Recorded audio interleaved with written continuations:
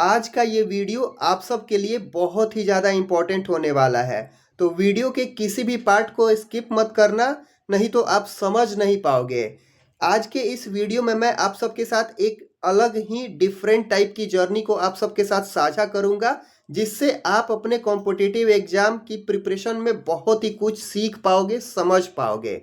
Video को शुरू करने से पहले आपसे एक चीज़ कहना चाहूँगा कि इस चैनल पे मैं बहुत ही वैल्यूएबल इन्फॉर्मेटिव वीडियो अपलोड करते रहता हूँ, और आपका एक सब्सक्राइब करना हमें प्रोत्साहित करता है कि और भी ज़्यादा से ज़्यादा वैल्यूएबल कंटेंट अपलोड किया जाए। तो आप पहली बार इस चैनल पे आए हो तो सब्सक्राइब जरूर कर देना, साथ में उन एस्पिरेंट तक भी साझा कर देना जिन्हें आवश्यकता हो। तो बात करते हैं मैं अपने एसएससी सीजीएल 2022 के एग्जामिनेशन की। मैं ज़्यादा पीछे नहीं जाऊंगा, और इस एग्ज़ाम में मैंने अच्छा खासा प्रिपरेशन किया हुआ था। और बहुत सारे लोग ऐसा सोच भी रहे होंगे कि मेरा सीजीएल में फाइनल सिलेक्शन हो गया होगा, क्योंकि अभी आप स्क्रीन पर मेरे मार्क्स देख पा रहे होंगे।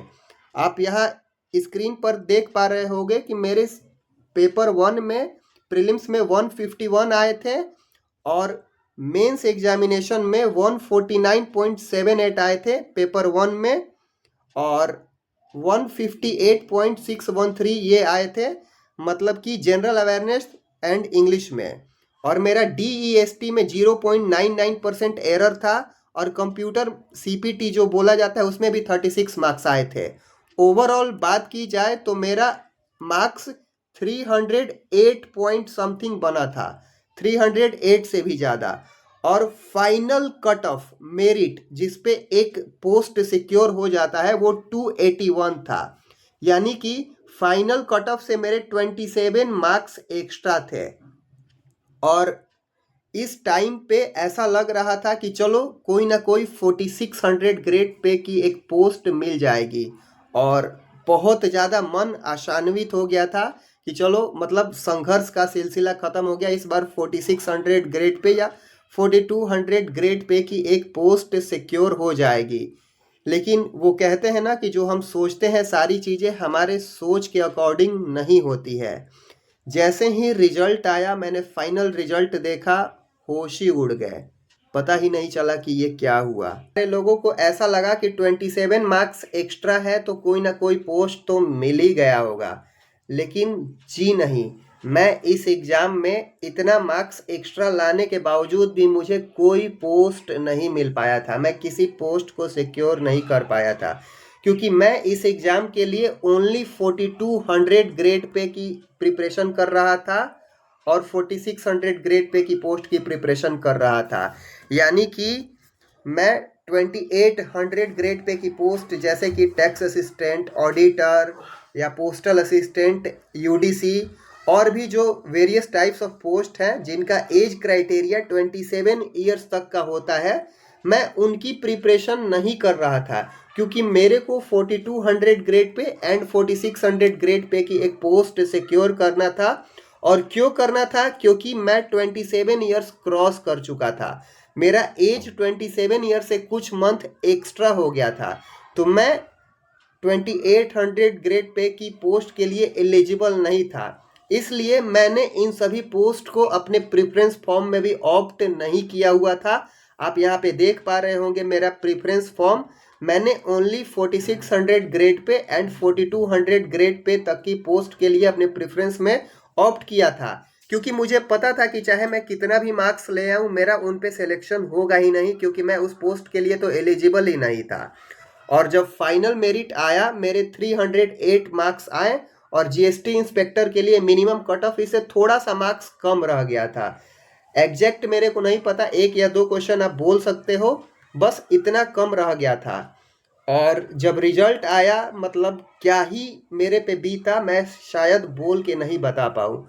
शायद इतना तकलीफ मुझे आज तक कभी नहीं हुआ होगा जितना इस एग्ज़ाम के रिजल्ट से हुआ था, क्योंकि एसएससी सीजीएल मेरे लिए एक फेस्टिवल से कम नहीं था। इस फेस्टिवल को मैं हमेशा एंजॉय करता था, चाहे एडवर्टाइजमेंट आना, चाहे फॉर्म अप्लाई करना, प्रेफरेंस ऑप्ट करना, या एडमिट कार्ड रिलीज होना, प्रीलिम्स देना, मेंस देना, मतलब कि ये सब मेरे लिए एक फेस्टिवल से कम नहीं था। और मैंने कितना प्रयास किया ये सब बोल के बताने की आवश्यकता नहीं, क्योंकि मेरे जितने भी ऑडियंस है ये सब जानते होंगे कि इसके पहले मेरे एसएससी सीएचएसएल में क्या स्कोर रहे थे, वहाँ पे डॉक्यूमेंट वेरिफिकेशन टाइपिंग में क्या हुआ, या इसके पहले आईबीपीएस के एग्जामिनेशन में क्या हुए थे।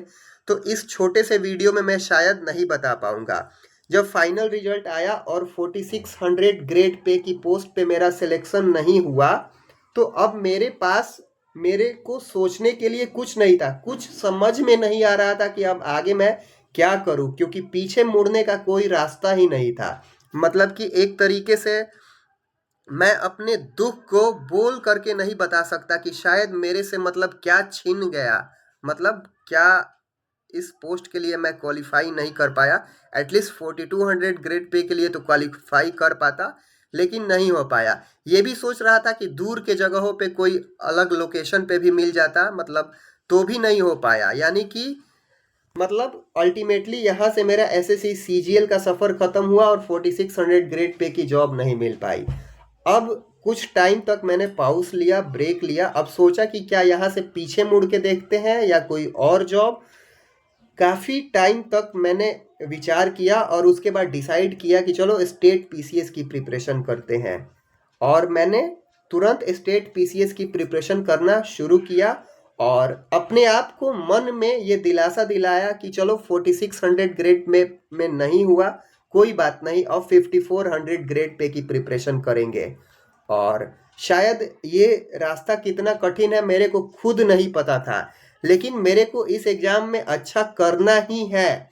मतलब इस सब सोच के साथ मैंने 5400 ग्रेड पे की पोस्ट के साथ प्रिपरेशन किया। मैंने पहली बार स्टेट पीसीएस का एग्ज़ाम दिया और जिसमें मैंने प्रीलिम्स क्वालिफाई कर गया। अभी मेंस एग्ज़ाम में अपीयर होना बाकी है। आगे का सफ़र कितना कठिन है मेरे को खुद नहीं पता कि मेंस में मैं कितना अच्छा कर पाऊंगा, मैं कहाँ स्टैंड करता हूँ, आगे सिलेक्शन होगा भी या नहीं होगा, मेरे को कोई आइडिया नहीं है। लेकिन वो कहते हैं ना कि हमें मतलब अपना एफर्ट ज़रूर लगाना है, क्योंकि अगर हम कोशिश करें, प्रयास करें, तो शायद पॉसिबिलिटी है कि हो जाए सिलेक्शन। और अगर प्रयास ही ना करे, कोशिश ही ना करे, तो डेफिनेटली नहीं होगा। तो यहाँ पे डेफिनेटली है और एक पॉसिबिलिटी है। इसी पे मतलब क्या बोलते हैं कि उम्मीद पे ही दुनिया टिकी है। इस हिसाब से मैंने 5400 ग्रेड पे की पोस्ट की प्रिपरेशन करना शुरू किया और आप सबके साथ अपने रिजल्ट को भी साझा किया था कि मैंने पहले प्रयास में अपने स्टेट पीसीएस एग्ज़ाम के प्रीलिम्स को क्वालिफाई किया। अब मेंस में अपीयर होना बाकी है। मेंस में कितना रास्ता कठिन है ये मेरे को भी खुद नहीं पता, लेकिन जब मैं मेंस एग्जाम में अपीयर हो जाऊंगा उसके बाद आप सबके साथ साझा करूंगा कि मेंस कैसा रहा। लेकिन आप सबको एक मैसेज जरूर देना चाहूँगा कि अगर आपने किसी चीज़ को लक्ष्य बनाया हुआ है, अगर उसमें सफलता नहीं मिले कोई बात नहीं। सक्सेस एंड फेलियर टेम्पररी चीज़ें हैं, आएंगी जाएंगी, कोई फ़र्क नहीं पड़ता। हमें अपना एफर्ट लगाए रखना है। जब 4600 में मेरा सिलेक्शन नहीं हुआ मैं बहुत ज़्यादा निराश हो गया था, मेरे को समझ में नहीं आ रहा था कि क्या करूँ। कुछ टाइम के बाद ब्रेक लेकर के मैंने 5400 की प्रिपरेशन करना शुरू किया। एक टाइम पे तो ऐसा लग रहा था कि प्रीलिम्स भी नहीं होगा, लेकिन प्रीलिम्स हुआ। शायद इसमें कुछ अच्छा हो जाए तो मेंस में भी हो जाए। यानी कि hope for best, prepare for worst, वो बोलते हैं ना। हालांकि इस बीच में मेरा सिलेक्शन हो गया, मेरा फाइनल सिलेक्शन अदर डिपार्टमेंट में हो गया। मैं अभी पोस्टेड हूँ, मतलब कि मैं ऑलरेडी सेलेक्टेड हूँ। लेकिन मैं तब तक उस चीज़ को कामयाबी नहीं मानता जब तक आप जिस एग्ज़ाम की प्रिपरेशन कर रहे हो उस एग्ज़ाम में जब तक आप सेलेक्ट नहीं हो जाते, तब तक मैं उस एग्ज़ाम मतलब तब तक उसको मैं कामयाबी नहीं मानता। जितने भी ऑडियंस अभी तक देख रहे होंगे उनको पता होगा कि आज से पहले मैंने SSC, IBPS, railway, different different एग्जामों की प्रिपरेशन की। और अभी इस टाइम ड्यूरेशन तक जो भी ऑडियंस देख रहे हैं उनको पता होगा कि मैंने डिफरेंट डिफरेंट एग्जामों की प्रिपरेशन कैसे की, चाहे वो एसएससी सीजीएल हो या आईबीपीएस पीओ हो या रेलवे एनटीपीसी हो या स्टेट पीसीएस का एग्ज़ाम हो। यानी कि कैसे मैं प्रिपरेशन कर पाया, आप सबके साथ अपने रिजल्ट को भी साझा किया, स्ट्रेटजी को भी साझा की, जो कि मेरे अनुभवों पर बेस्ड था, मेरे एक्सपीरियंस पर बेस्ड था। और बहुत सारे लोग उससे सीख भी पाए और अच्छा स्कोर भी कर पाए। तो आप सबको मैं एक मैसेज देना चाहूँगा कि आप सब भी अपने एग्ज़ाम के लिए सकारात्मक सोच के साथ, दृढ़ संकल्प के साथ, भगवान में आस्था रख के प्रिपरेशन करें और कोई भी एग्जाम मुश्किल एग्जाम नहीं होता है। मैं ऐसा इसलिए अभी नहीं कह रहा कि मैं इस एग्जाम में प्रीलिम्स क्वालिफाई कर गया, क्योंकि प्रीलिम्स तो बहुत सारे लोग क्वालिफाई कर लेते हैं, ये बात मेरे को पता है, क्योंकि मैंने इतना ज़्यादा एग्जाम दे दिया है कि अब मेरे को प्रीलिम्स क्वालिफाई करना, मेंस क्वालिफाई करना, एग्जाम में अपीयर होना, पास होना, फेल होना, अब तो फर्क ही नहीं पड़ता। लेकिन फिर भी एक्सपर्ट स्टडी के ऑडियंस को मैं ये कहना चाहूँगा कि आप जो भी कीमती समय, हर एक सेकंड जो ये गवा रहे हो, ये लौट के नहीं आने वाला, और आपको कुछ अच्छा करना है, बेहतर करना है, यही वो समय है जिसमें आप अपने टाइम का मैक्सिमम यूटिलाइजेशन कर पाइएगा। तो आप अपने एग्जाम के लिए मन लगा के, लगन के साथ पढ़िए, सकारात्मक सोच के साथ, दृढ़ संकल्प के साथ, भगवान में आस्था रख के प्रिपरेशन करिए, और वो दिन दूर नहीं जब आप भी अपने सपनों को साकार कर पाइएगा, और आके कमेंट में बताइएगा कि भैया आपने जो भी बताया था काफ़ी कुछ हेल्प कर पाया।